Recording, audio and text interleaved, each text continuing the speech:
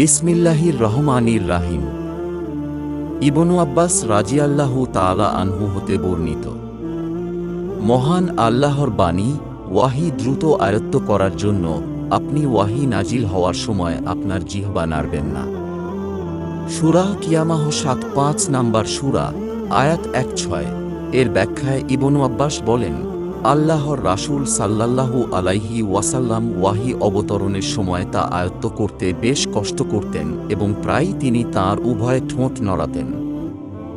ইবনু আব্বাস রাজিয়াল্লাহু তাআলা আনহু বলেন, আমি তোমাকে দেখানোর জন্য ঠোঁট দুটি নাড়ছি যেভাবে আল্লাহর রাসূল সাল্লাল্লাহু আলাইহি ওয়াসাল্লাম তা নড়াতেন।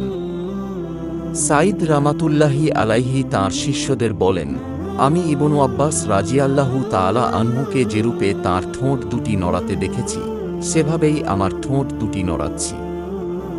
এই বলে তিনি তাঁর ঠোঁট দুটি নড়ালেন।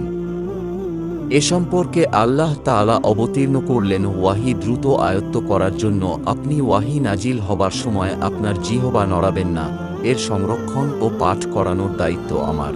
সূরা কিয়ামাহ ৭-৫ নাম্বার সূরা, আয়াত ১-৬।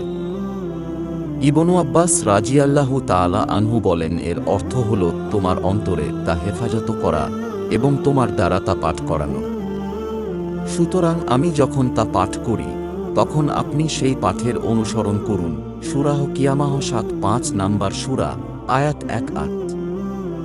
ইবনু আব্বাস রাজিয়াল্লাহু তাআলা আনহু বলেন, অর্থাৎ মনোযোগ সহকারে শুনো এবং চুপ থাকো।